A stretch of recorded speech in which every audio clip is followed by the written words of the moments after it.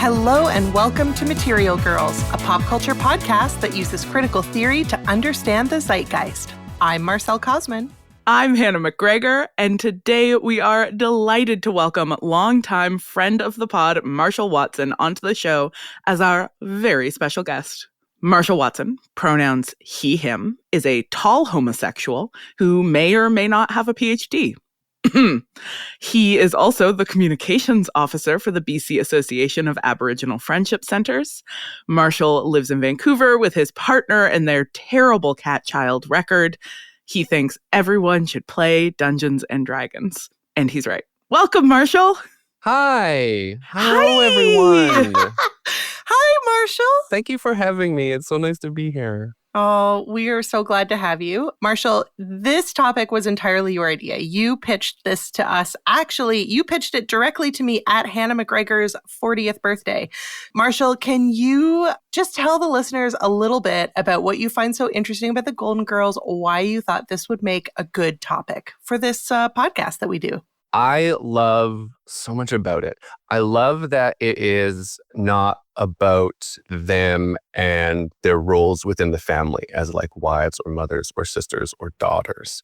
It focuses on like their work lives and their love lives and their social lives and their sex lives.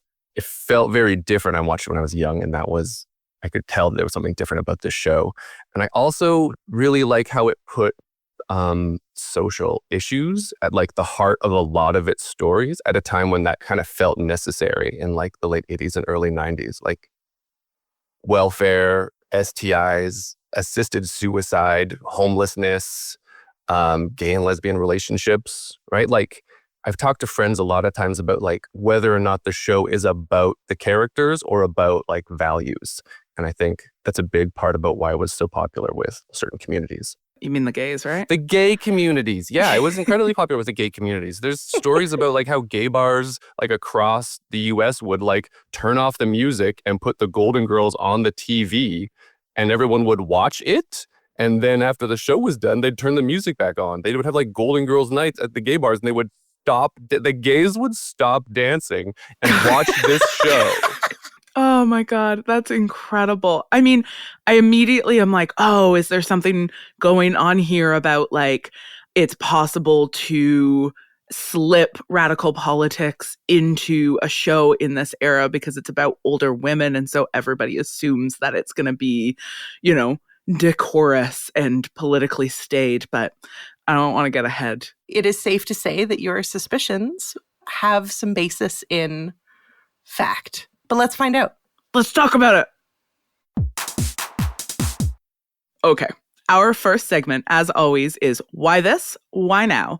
Wherein we ask the materialist question, what are or were the historical, ideological, and material conditions for our object of study to become zeitgeisty?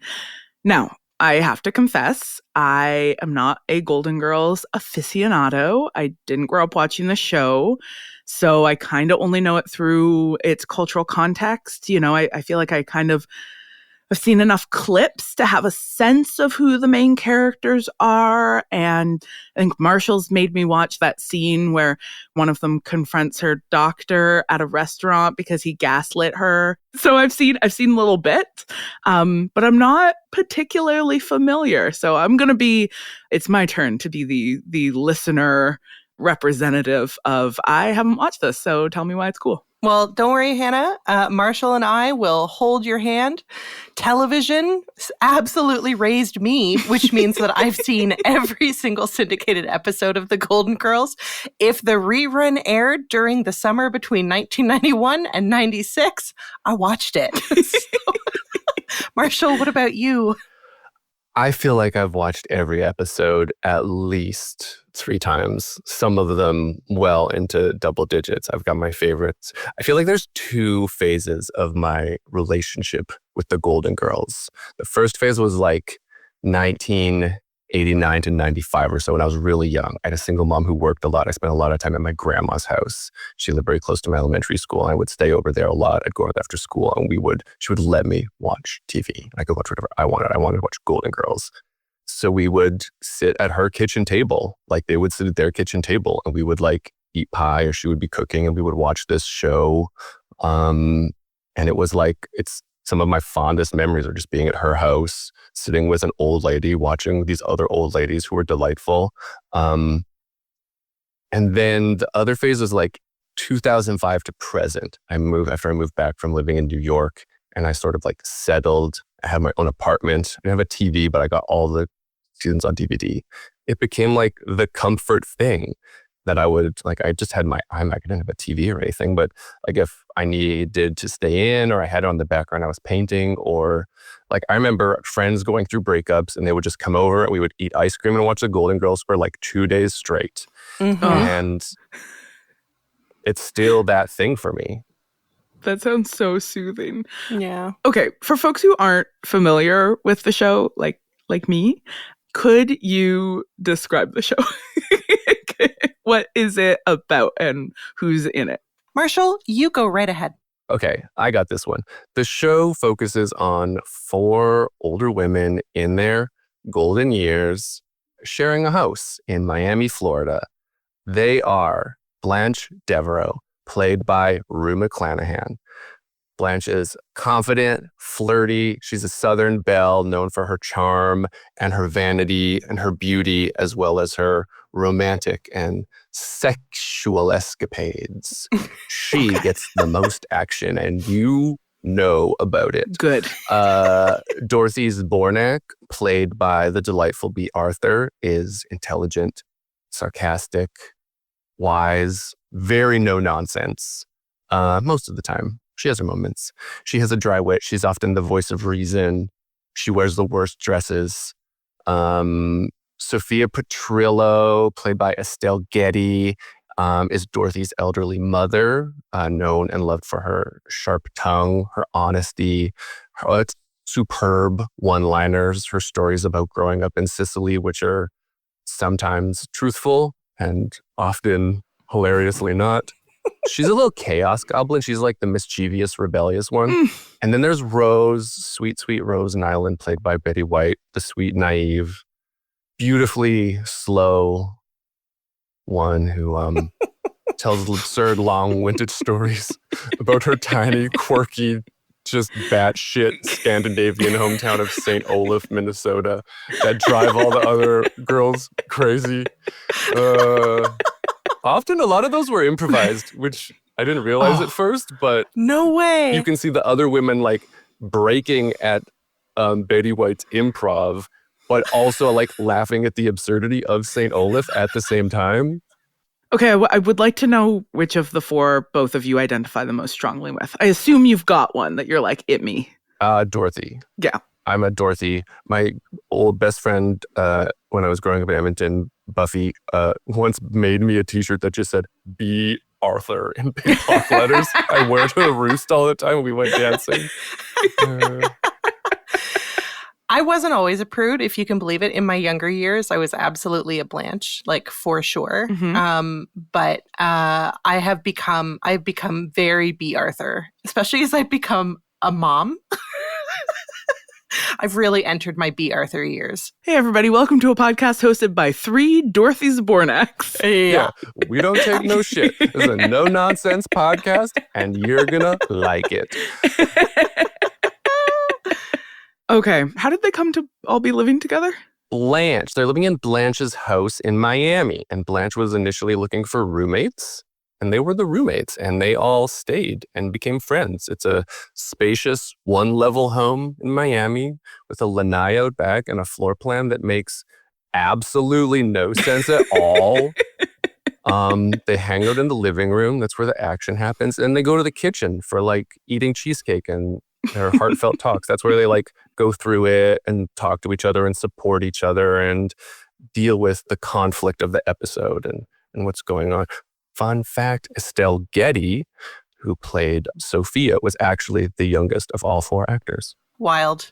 The magic. I knew that. That's one of the few facts about Golden Girls I knew. Also, aren't they in the show the same age as the Sex and the City cast in the reboot? They're really close. So the Golden Girls are in their mid-50s, and the women in the Sex and the City reboot are also in their mid-50s. Okay, so we've got a house full of women between 50s and I assume that Sophia has to be probably a little bit older, having birthed one of them. Canonically, she's 79. 79? In the first season. Fabulous. Yeah. So presumably shenanigans ensue? Oh, yeah. There's honestly so many shenanigans. Yeah, name some shenanigans. Like weird ones, like really like top kooky ones. The kooky ones. Okay, Sophia and Dorothy enroll in a mother-daughter beauty contest at the old folks' home that Dorothy continues to threaten to put Sophia in, and they end up, for some reason, going as Sonny Bono and Cher at the beauty contest. They do a lovely number at the end of the episode. It's unhinged. They do a murder mystery and solve an actual murder. And then later in the series, they travel to Russia after Rose writes a letter to Gorbachev condemning the idea of nuclear war. I could go on. Sorry, did they end the Cold War? Single-handedly. Yeah. Wow. That's how the Cold War ended. Icons. 1989, baby. Okay, listen, Marshall, as much as I absolutely love listening to you talk about the Golden Girls shenanigans, I would love to let you do this all day. We simply have to talk about the social, historical, and material reasons, which is, in fact, how we describe this segment. Yeah, it's like the whole thing. To explain the popularity of the show.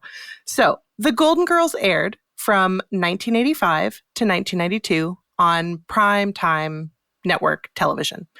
A lot is going on during this period. We've got Reaganomics and the rampant expansion of the free market. We have a widening income gap between rich and poor. We have privatization of social services galore. But I always come back to the AIDS crisis because for me, it was functionally the background of the pop culture that I consumed as a kid. And so it's almost impossible for me to talk about anything that happened in the 80s and early 90s, at least, without immediately coming back to the AIDS crisis. Yeah. As a heads up for folks who would like a little bit more background about the AIDS crisis and how it's been understood culturally, we have an episode of Witch Please called Werewolves, a Metaphor. That's Book 3, Episode 5 for folks who want to learn a little bit more about that history. Oh, that was a great episode. Totally worth a listen.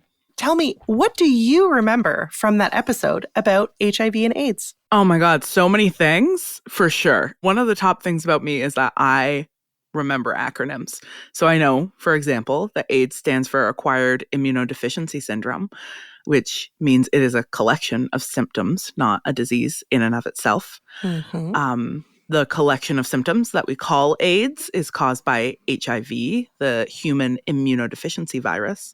And when somebody is being tested to see if they are HIV positive, they are being tested for the presence of HIV, the virus, whereas AIDS is a clinical diagnosis based on the status of one's immune system. So somebody who is HIV positive does not necessarily have AIDS.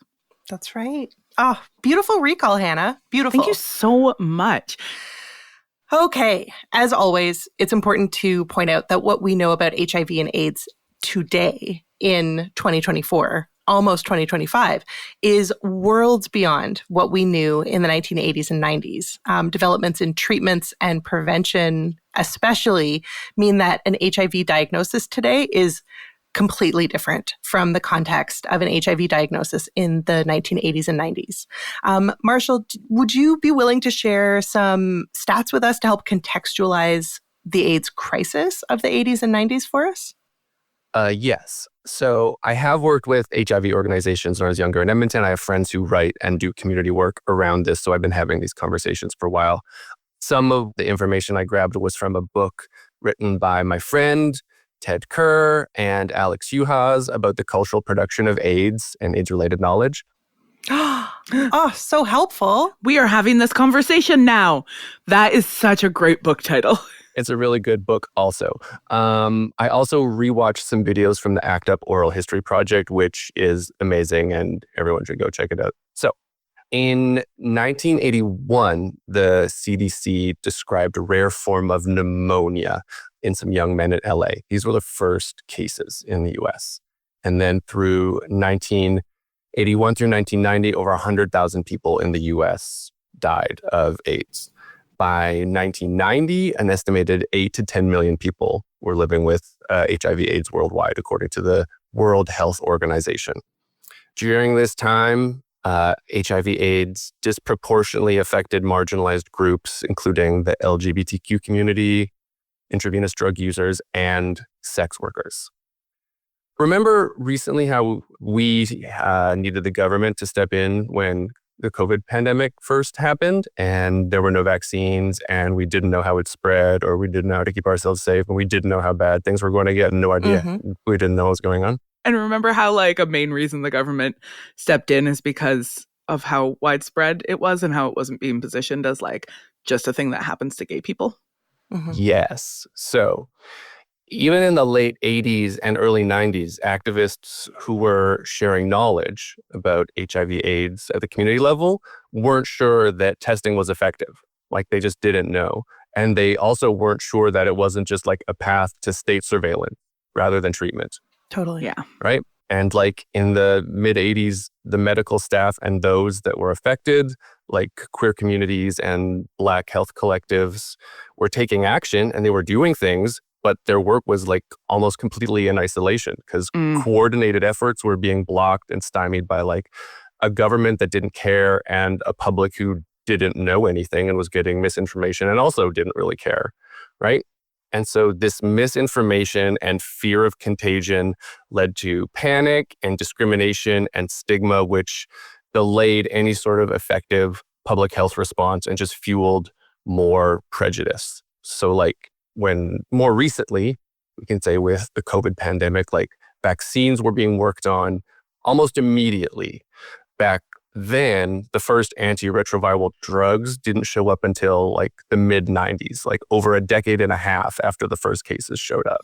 Yeah. And they didn't show up out of the goodness of the hearts of medical researchers. They showed up because people fought really hard. Yeah, exactly. One of the biggest barriers was that like the Reagan government didn't even mention AIDS, didn't say the word publicly until 1985, like 4 years after the first cases were reported. And that happened in part because people like Rock Hudson, a Hollywood star and friend of the Reagan family, publicly announced that he had AIDS. It was also in part because Reagan was caught off guard by a bold journalist at a news conference. Yeah, bold journalists. Fun fact, 2 days later, when he defended his statement in the New York Times, Reagan answered a question about kids getting AIDS from other kids at their school by basically saying, "I'm glad I don't have kids in schools." Helpful. One of my earliest AIDS-related pop culture memories is an episode of Captain Planet that is about like a kid at a school who's HIV positive, and all of the kids think that if they drink from the same water fountain, they will also get HIV. And Captain Planet comes in to educate children about how HIV is transmitted. Wow. Yeah, I remember that episode. Yeah, like, you know, kids' TV was like working overtime to try to correct these like massive misunderstandings and stigmas. Totally. Yeah. Just a side note, do we think people know who Rock Hudson is? Probably folks born after 1990 have no idea. I hope so many of you get in touch with us to remind us that people born after 1990 are full adults. So just for listeners who don't know, Rock Hudson was an extremely popular American actor, like heartthrob, macho, symbol of masculinity in the 50s and 60s and 70s. He played these like handsome, rugged, romantic lead roles. And his queerness was like kind of an open secret in Hollywood, but publicly he had not come out. The public didn't know that he was gay until he died of AIDS-related complications. So his, you know, linking his celebrity with HIV/AIDS, we can see like, you know, had an impact on public conversations. Yeah, totally. Like basically what I'm hearing from the timeline that you gave us, Marshall, is that like until a household name like Rock Hudson acknowledged that he had AIDS, the wider American and Canadian public was just allowed to be completely ignorant of the devastation that HIV and AIDS were causing. Yeah, that's part of it. But I also don't want to like discount the work of like all the community and activist groups and like the few lawmakers and public health officials who were like pushing for action and doing stuff. I think that high profile public cases like Rock Hudson started drawing media attention in a way that Black women's groups and sex worker groups and other activist groups obviously didn't. Right. And I think that it's important and interesting to look at and think about like who says what about HIV AIDS and when. Right. So these high profile cases started to personalize the crisis for many Americans in the mainstream. And they also started to highlight the lack of adequate medical response and public support. Because like Rock Hudson was diagnosed in June and went public shortly thereafter and died only 4 months later. Right? And so what was kind of going on that was also part of the timeline that wasn't public was that by the late 80s, the death toll was still rising just as quickly, if not faster. And there was like more increased pressure from groups like ACT UP and Gay Men's Health Crisis and like hundreds of more informal groups in cities across North America and the world who are demanding action, funding for treatment, and funding for research. And we're developing models for caring for one another. Yes, exactly. Right? Like that wasn't necessarily directed towards public advocacy, but literally like the government's not going to keep us alive. So like, how can we take care of each other? For sure, yeah.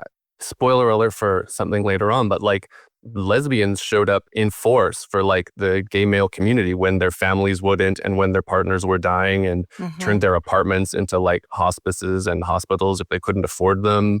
Community care became a very real thing. And then when the media did finally start to talk about HIV/AIDS, what they talked about was the gay disease in scare quotes and just created more fear mongering. And they used, you know, a lot of dehumanizing footage that became and like stayed kind of ubiquitous on the news, like usually images of skinny, frail, pale, white gay men kind of wasting away with their Kaposi sarcoma lesions and sores on display that only just like added to the stigma and made things worse, right? And like it was ignored by the government until like Reagan's image started to get tarnished. Like that was the only thing that actually made anything happen. When there were more high profile cases, when there were even more deaths, even more direct action that became public. Fun fact, Reagan sucked. Yeah, absolute piece of shit. What a legacy. Okay, so what I'm hearing is that mainstream AIDS discourse in the 1980s and early 90s is like perpetuating fear and misinformation and misunderstanding, and that the queer community, right, which is developing their own set of resources and care strategies and understandings, was essentially navigating a deadly health crisis with very little governmental support or widespread public awareness. So, if I might ask, what does this have to do with the Golden Girls? I am very glad you asked, Hannah. I have a thesis, if you will, that we will get into eventually that connects what I think of as the importance and the work that the Golden Girls was doing during the AIDS crisis. And in the next segment, we're going to talk about an episode of the Golden Girls called 72 Hours, which is actually specifically about HIV and AIDS. Oh, wow. Yeah. But before we do that, maybe we need just a little bit more context about why the show was so radical for its time, because while all this is so important and such essential context for our conversation, I don't want to miss the opportunity to connect the work that the Golden Girls did around HIV/AIDS with the other radical work that the show was doing at the same time. This is sort of what you were alluding to earlier, Hannah, about like, oh, you know, 4 old ladies, like, oh, we can get away with whatever we want. Yeah, what a good way to smuggle in some radical politics. Totally. Nobody expects it when it's grandmas. So, Marcelle, what would you describe as some of the other ways that the Golden Girls was radical and revolutionary? Would you call it revolutionary? I mean, in a lot of ways, yes. And also, I think your point is valid. Like, I think they can get away with a lot of stuff because they're sweet, older women. Like, Yeah. some of the stuff that they say, White women. I don't think that's a good point. I think like other shows couldn't actually get away with. And I think it like broke a lot of stereotypes around aging. It challenged traditional gender roles and reflected like changing family dynamics that were happening in the 80s. Like this is when baby boomers were aging and divorce rates were spiking, right? And these, like I said, these women weren't portrayed as like wives or, you know, daughters. All the other shows that were kind of airing at the time were about families or workplaces. But I think the most radical thing that the Golden Girls dealt with was like the social issues that other shows wouldn't touch. And I think it did that with like care and humor and like grace, from ageism to racism to safe sex and economic insecurity and grief and poverty and loss. Like they talk about assisted suicide. In that episode that Hannah mentioned earlier, Dorothy confronts a doctor who multiple times dismisses a very real condition that she has. In another episode, one of their good friends ends up homeless. Dorothy's a substitute teacher. One of her students ends up getting deported because of something that Dorothy does. And the episode just ends. He leaves the country, the credits roll, it's sad. Rose accidentally gets addicted to painkillers in an episode. Like, I don't think this was happening on All in the Family or The Cosby Show or Alf. Probably not Alf. In researching for this episode, I found this incredibly charming article about the Golden Girls that was published in the Pepperdine Graphic Media. This is a student news organization at Pepperdine University in Malibu, California. The article is called "The Golden Girls Changed Television for the Better." In it, the author Fiona Creedon cites the Gina Davis Institute on Gender and Media, which we love, explaining that women, quote, over the age of 50 are far less likely to be shown on television. When they are shown, female characters that are 50 plus are often reduced to their service to others, wife, mother, caregiver, end quote. The Golden Girls, Creedon tells us, quote, was one of the first shows to suggest there is more to life after marriage and children, end quote. Yeah, I think the fact that they aren't a family is a big part of why the show resonated with LGBTQ people in particular. It's found family. It's our favorite trope. Right? And like, I don't like the term found family because for some queer people, we intentionally leave our families and try to find something else or seek something else out, right? Like family was a bad thing and not a system or structure we want to recreate. And I think friends or community does something very different than family does. But like in the 80s, queer people and artists were moving to and gentrifying cities like New York and San Francisco and Miami, creating these villages and these little scenes at the same time as these communities of care were forming as a result of the AIDS crisis. And so, like we said, people were turning their apartments into little care homes and makeshift hospices for people who couldn't afford hospital care. And so you have these queer communities forming in these different ways, these friend groups coming together, and the show models that and puts it on the screen in the mainstream for people who aren't directly experiencing it and sort of showing what's possible, right? And you have, like, the characters have families. They aren't looking to recreate it. The show doesn't want to focus on that, right? They start as roommates, they become friends, they become a community, right? And I think what I really like about the show is that it's 4 old queens who choose to live together, choose to be there for each other. They read each other and accepting each other as they are. Stupid, stubborn, slutty, sarcastic, no matter what others may think or say. Okay, so we know that the show is doing really interesting, radical things. Is it popular? I have some numbers. The show was definitely popular. I assure you, it wasn't just Marshall and his grandma who were watching. Writer Tracy Ross has a piece on Medium all about the successes of the Golden Girls. And here, Hannah, why don't you read this quote all about the numbers? Quote, the show attracted more than 25 million viewers. Wow. Becoming the highest rated program of the week and consistently ranked in the top 10 sitcoms during its run. Over the course of 7 seasons, the show racked up 68 Emmy nominations, 11 wins, and is one of only 4 shows in TV history whose principal actors all won Emmys for their roles. End quote. Oh, wow. It was really popular. Okay. Yeah. All 4 of the queens won Emmys. Ah, I did not know that. That's so cool. I love that we're calling them queens now. The queens. In that same piece for Medium, Ross argues that among its many strengths, The Golden Girls was special because it offered viewers a feminist representation of women. Our leading characters have ambitions. They confront their own prejudices around race, disability, and queerness. They build and maintain relationships with one another, cultivating, I'm so sorry, Marshall, a chosen family.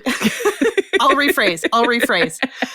Cultivating a community of care, and they are unapologetic in their enjoyment of sex. Another fun fact, the Golden Girls had an episode defending same-sex marriage in 1991. Mm-hmm. That's 24 full years before marriage equality passed in the U.S. It is so interesting that this show was so popular among gay men during the AIDS crisis, during, a heightened period of isolation and governmental neglect and family ostracization and a period of heightened need for community care. Marcelle, do you think maybe we could draw on some theory to help understand the importance of the show, maybe? I am so glad that you suggested that. Yes. Let's do that in the next segment. Whee!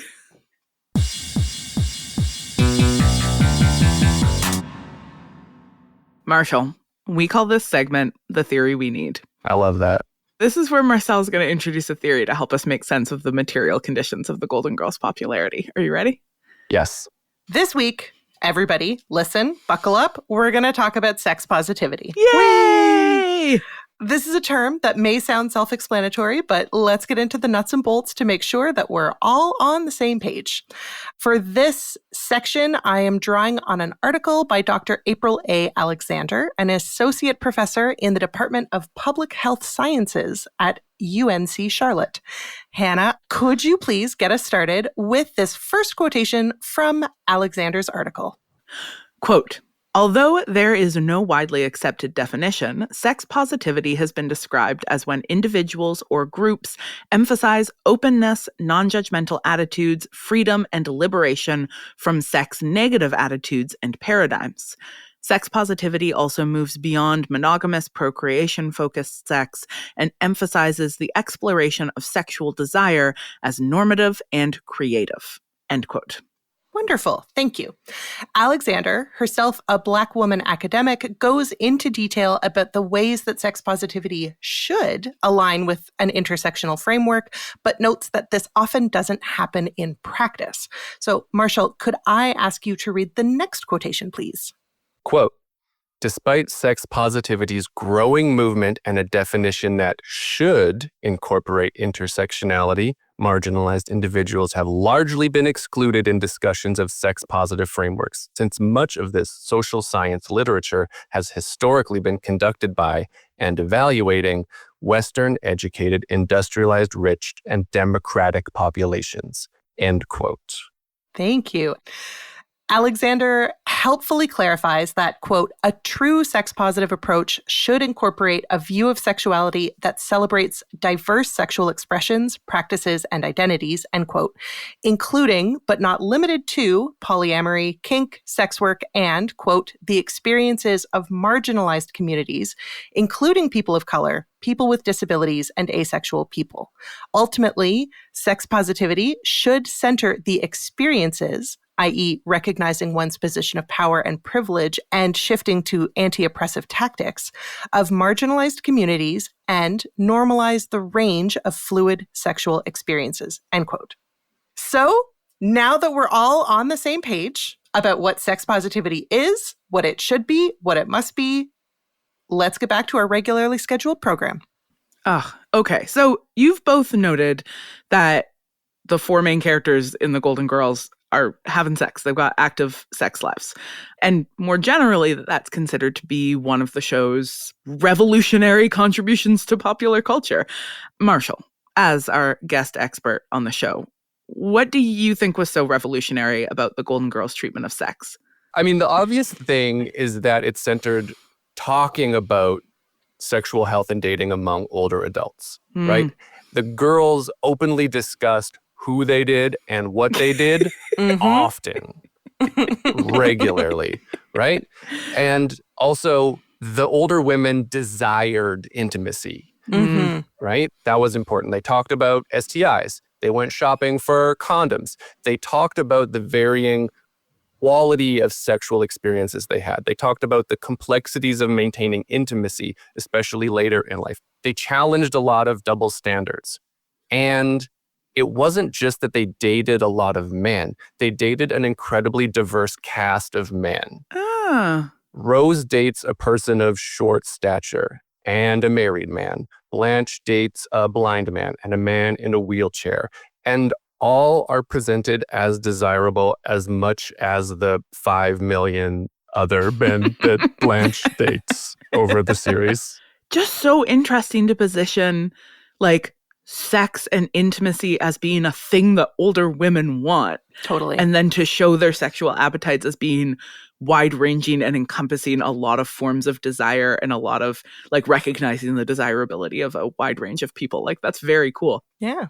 The way that I felt about Sex and the City when I was initially watching it as a young person was like the Golden Girls sashayed so that Sex and the City could strut. Like, the Golden Girls is the blueprint for Sex and the City, and I think does the talking about sex in a revolutionary and a healthy way, like, infinitely more gracefully, elegantly, interestingly than Sex and the City ever managed to do.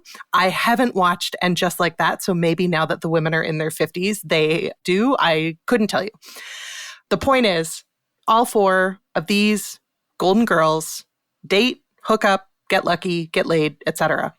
And the blog Refinery 29 actually did a tally of the gals' sexual exploits. Hannah, can I get you to read this next quote for me, please? Quote, how do we put this delicately? Blanche, Dorothy, Rose, and Sophia make a major dent in the Miami dating scene. When they aren't tearing into a cheesecake or playing gin rummy on the lanai, these sultry seniors are out on the town dating everyone from a clown to a Beatles impersonator to, typical Blanche, multiple sets of twins, end quote. So here are the stats as listed by the blog, okay? I compiled some of the numbers, but these are the stats provided to us by the blog Refinery 29. Sophia fucks 25 people. 3 of them were spouses, 1 was a fiance. Nice. Rose fucks 30 people. 1 husband, 1 was a fiance. Dorothy fucks 43 people. 1 was a husband and 1 was a fiance. And Blanche fucks at least 165 people, 1 of whom was a husband. An icon. Like, queen, go. Oh my God. Get it, girl. Okay, so I'm seeing the value of sex positivity here as a lens to think through, the way Golden Girls is actively normalizing the sexual appetites of older women. And I think I'm starting to see the connection to the AIDS crisis. Can you make that subtext text for us, Marcelle? All right. So it is, as we've established, a truism that the Golden Girls tackled all kinds of big social issues. Marshall named a bunch of them earlier. So it is no surprise that the show would have also tackled HIV and AIDS, given the role that it played in its time. Marshall, we're going to talk about the episode 72 Hours. Could you just give us a quick rundown of, what that episode is about? We're in season 5. This episode's called 72 Hours, aired February 17th, 1990. Rose is notified that she may have received HIV-positive blood during a transfusion that she received several years earlier. She is encouraged to get a test and has to wait 3 days or 72 hours for the results. Sophia gets freaked out and reacts poorly at the prospect of having an HIV-positive roommate. Dorothy helps her come around in the end. The gals go and wait with Rose and support her while she waits for her results. Rose is scared, says some things that a scared person would say in that situation. Blanche helps her and sort of puts her right. And then Rose is negative in the end because, obviously. Perfectly summarized, Marshall. So I think that this episode does a beautiful job of modeling compassion around HIV and AIDS. One thing that I think is worth noting is that the characters Dorothy and Blanche just happen to already be knowledgeable about the many, many ways that people living with HIV/AIDS are stigmatized, and they talk about it in the episode. So, for example, Blanche explains that anonymous testing is really important because, and this is a quote from the show, quote, "People who test positive have trouble getting insurance, jobs. It's terrible," end quote. Okay, so we've got sort of an expectation being set for the audience here, not just like, you should know about the HIV/AIDS crisis, like ignorance about this is not cool, but also like it's framing how you think about it, like it's making a political argument. Yes. Yeah, exactly. So the specific scene that I want to talk about is the scene when Rose is sort of at the edge of her patience with waiting for her test results. She's getting increasingly agitated, and she and Blanche have what I would describe as a gentle altercation, in which this is where she says the things that a scared person says, and this is when Blanche sets her right about it. Blanche, I think, very fiercely but lovingly challenges Rose on the prejudices that she expresses in saying these things that a scared person would say. Anyway, let's listen to that scene. Why me, Blanche? I'm tired of pretending I feel okay so you won't say take it easy. And I'm tired of you saying take it easy because you're afraid I'm going to fall apart. Damn it, why is this happening to me? I mean, this isn't supposed to happen to people like me. You must have gone to bed with hundreds of men. All I had was one innocent operation. Hey, wait a minute. Are you saying this should be me and not you? No, I'm just saying that I am a good person. Hell, I'm a goody two-shoes. AIDS is not a bad person's disease, Rose. It is not God punishing people for their sins. You're right, Blanche. Well, you're damn straight I'm right. I'm sorry I yelled at you. Oh, don't apologize. I mean, this is what I want. Oh, God, this waiting is driving me crazy. Blanche, when you were tested, how did you make it through? Just kept it to myself and acted like a real bitch to everybody else. No wonder we never knew.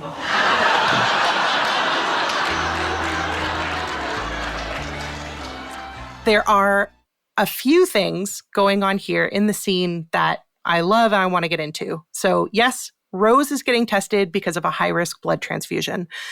But early in the episode, Blanche had shared with Rose that she had been tested as well. And I think it's clearly implied that Blanche got tested because of a sexual partner that she had. Mm-hmm. And during the exchange that Blanche and Rose have about getting tested, Blanche explains to Rose that now part of her sexual practice includes discussing full sexual histories with her partners and using what she calls, quote, all the necessary precautions, end quote. So as we saw in the stats above, Blanche has the most sexual partners of all of the gals. And so her incorporation of communication and quote unquote precautions into her sexual practice reminds viewers that sex positivity is absolutely compatible with living with HIV. What do you two think? I think it's interesting just to note, first off, that Rose's scare comes from a blood transfusion and not sexual intercourse. Yes. And that it's sort of just implied that when Blanche got tested off screen in the past, it was through sexual intercourse, but it's somewhat vague. Yeah.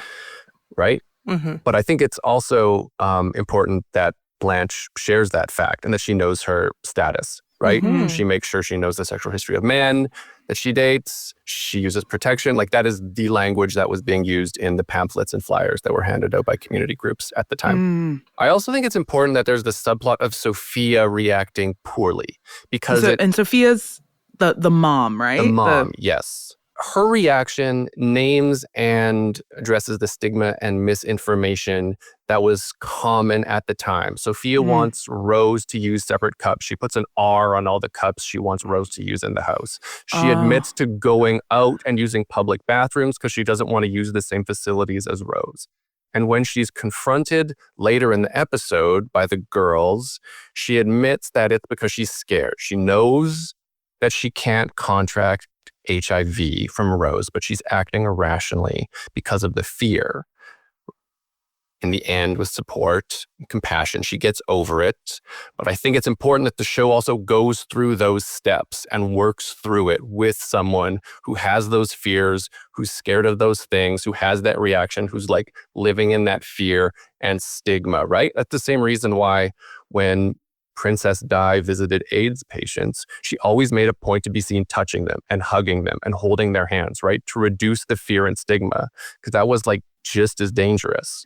Yeah. It's such a powerful recognition that like information is necessary and it's often not sufficient. And we know this about, how you change people's minds about things, that education in and of itself is often not sufficient because people don't act on pure rational understanding.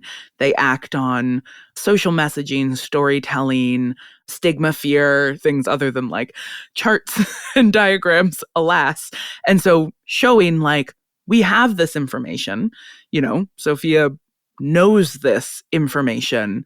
She still acts from a place of fear and still needs to be sort of brought through compassion and community and intimacy, brought through a sort of fuller understanding.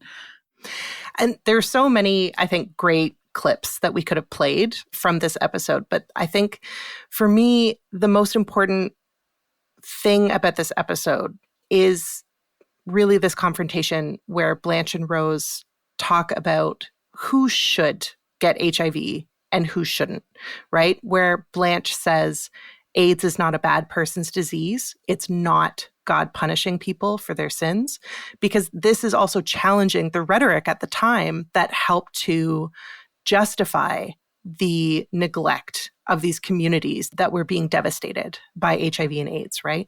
And so it makes sense, and it's wonderful that Rose in the end is negative. That's wonderful. But I think it also, in this way, the show is also reminding us that she's not the primary demographic being affected by HIV. And in that way, it doesn't feel to me like the show is doing a disservice. In this way, it kind of feels like the show is being honest about it. Like the girls are all so knowledgeable and aware, and they work through these issues and the stigma and prejudices as though it is important and relevant to them, even if they aren't themselves specifically living with it. Does that make sense? Yeah, I mean, I think it in some ways points to both the possibilities and the limitations of this kind of representation. Mm-hmm. That when we talk about a show like The Golden Girls being positioned to smuggle in radical politics because we've got 4 older white women as our protagonists, we think both about who you can tell stories about and who is still sort of outside of the view of mainstream media at the time. And it's significant that the HIV scare that we get is one that is quote unquote innocent, right? That like those are so often when media is working to destigmatize something that is, disproportionately affiliated with marginalized communities, is that often media will go for like, well, but look, here's a person who's not a member of one of those communities who's being affected by this thing, which can then be like, I have to care about this thing because it affects people who look like me or are like me. And that's like both effective as a destigmatizing technique and also a reminder of the power of that stigma, the continuing power of that stigma. Mm-hmm. There was this big kind of, for a long time, cultural silence where in the mainstream, no one was talking about this. And then in the news, they were just doing fear mongering and creating more stigma. And like, ostensibly, this show should have done nothing and could have not done this episode. But it did, right? And I think an interesting thing that my friend Ted and I talk about, and that they talk about in this book, which is called We Are Having This Conversation Now, is about the silences that exist in not just like the AIDS crisis in the 80s and 90s, but like the long period that we've been talking about it since it first emerged, when people are dying for like a decade and no one's talking about it in the mainstream except on these little groups. And then in that big silence, this sitcom is like, we will. Is it the most we can do? Is it the best version? Will it have a huge impact? Like, they could have done nothing. Yeah. But they did this. Yeah. Like, while there are so many limitations in what they're able to do, you know, the limitations of the sitcom genre, what they do really, really well. Yeah. For sure. There's specific limitations and affordances to a medium like this, right? It's mainstream television. It's a sitcom. It's constrained on all sides by, a media apparatus. And understanding how within that shape and frame, it's still possible to tell radical stories, I think is a really vital part of like having a conversation about the role that pop culture plays in wider social transformation, right? Like, that we're not going to point at this and be like, the one sitcom episode that solved the HIV AIDS crisis. But like, understanding that pop culture moments that in which you see creators being willing to be brave are part of a larger set of strategies enacted around transformation. Yeah. You guys, I've got a thesis percolating. Oh, a thesis. Can we hear it? Yeah, in the next segment. Okay. For our final segment, in this essay I will, Marcelle will combine 4 sassy and wildly different ideas to make a hilarious thesis. Actually, wait, that sounds like a premise for a Golden Girls episode. Let's see what she's got. If you Google the Golden Girls, you'll inevitably come across a bunch of articles about how these 4 senior women changed the way viewers thought about women and sex. Those articles will also invariably describe the meaningful ways Dorothy, Sophia, Rose, and Blanche show up for each other as a community. Yeah, Sophia and Dorothy are mother and daughter, but as a collective, the 4 women modeled on primetime television the kinds of communities of care and mutual aid and, if you will, chosen family that are erased by the mainstream media's assumptions of compulsory heterosexuality and prioritization of the nuclear family.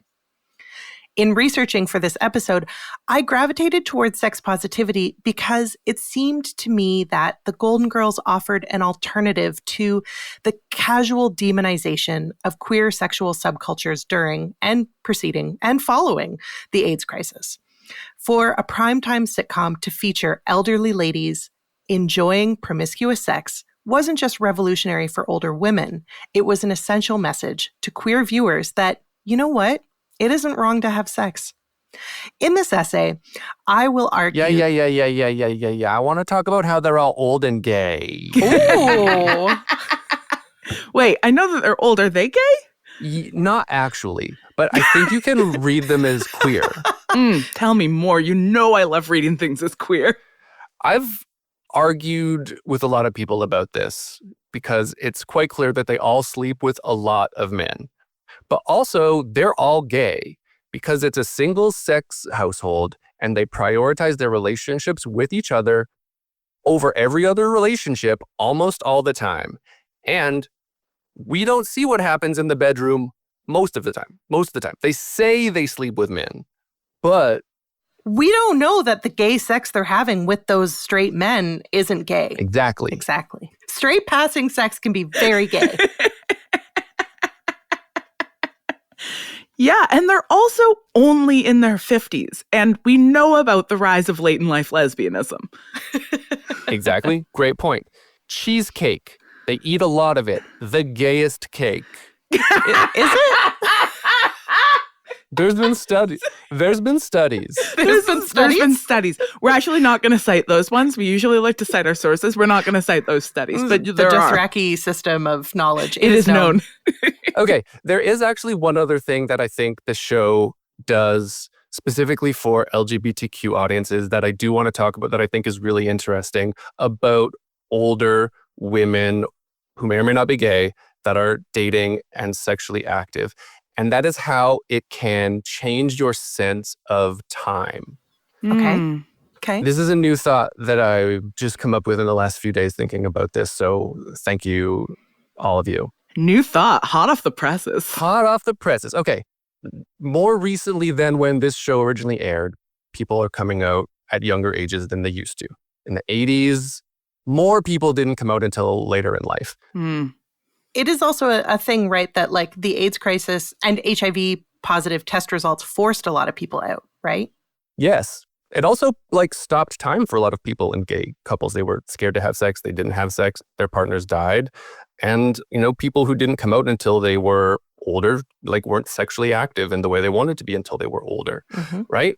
And so I think watching this show allows them and us to sort of reset the milestones for life. Like when a first date happens, what a first date looks like, how old you can be and still desire and be desirable, who needs and uses condoms, whether or not you can pass as a prostitute at a Burt Reynolds movie after party.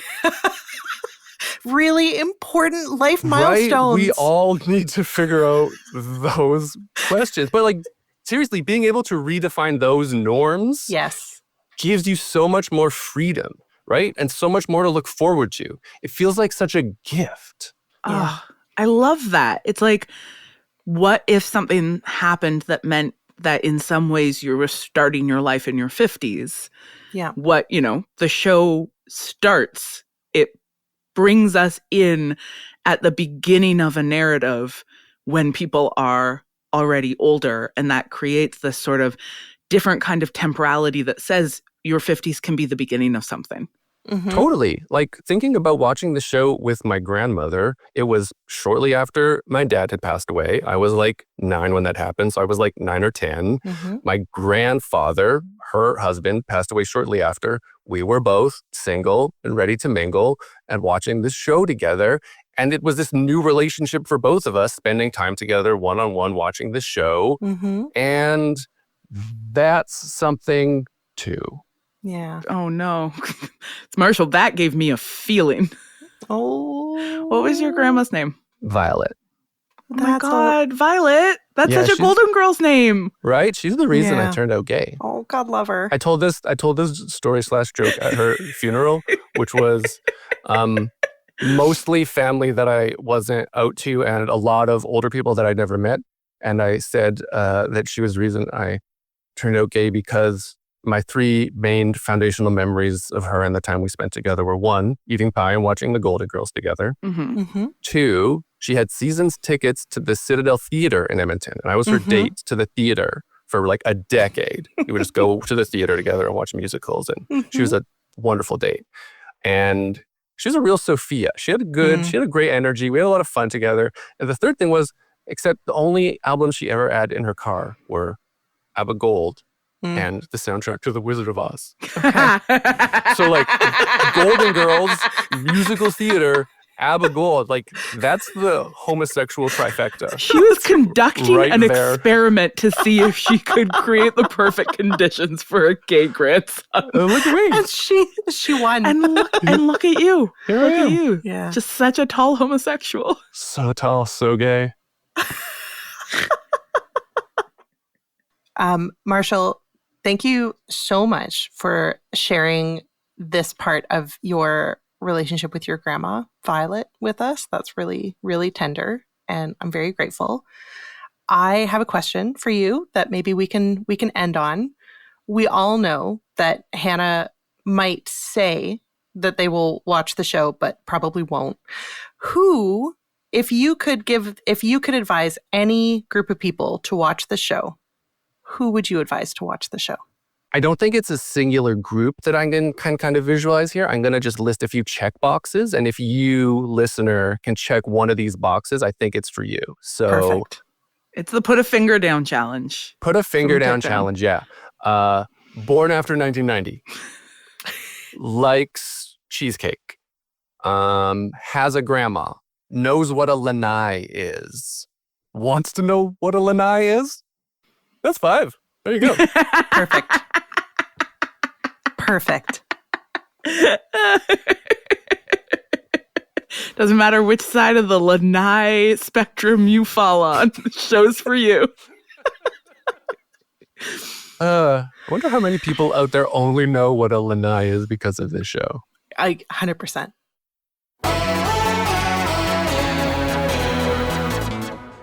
Material Girls is a Witch Please production and is distributed by Acast. Sashay on over to owitchplease.ca to witness the timeless friendship captured in our episodes, transcripts, and reading lists. If you want to rep your favorite sassy gals and non-binary pals, we've got merch. Plus, on our website, you can learn all about the shows we make with even more friends. Gender Playground, a podcast about the joys of gender-affirming care for kids, and Making Worlds, a video podcast about sci-fi, fantasy, and the radical power of imagining otherwise. You can find reruns of all of our friendly shows at owitchplease.ca. Oh, so friendly. Speaking of friendship, we also have an excellent newsletter at owitchplease.substack.com and an even better Patreon at patreon.com/owitchplease. Also, we're on Instagram and Threads at owitchplease and on TikTok at owitchpleasepod. Marshall, where can people find out more about you? Oh, you should listen to my band. I'm in a gay rock and roll band called Ginger Limbs. We have an album out. Hannah sings backup on our album. You sing backup on the She's album. amazing. It sounds so good. You can go to gingerlimbs.com or find us on Apple Music. Follow us on Instagram because we're applying for a bunch of grants. And if we got like 1,000 new Instagram followers in the next week from right now, which is not going to happen, that would be huge. Or go listen to our gay music and go watch the ACT UP Oral History Project videos, actuporalhistory.org. There's some great stuff about all the cool stuff they did. Amazing. Speaking of gay music, thanks to Auto Syndicate for the use of our theme song, Shopping Mall.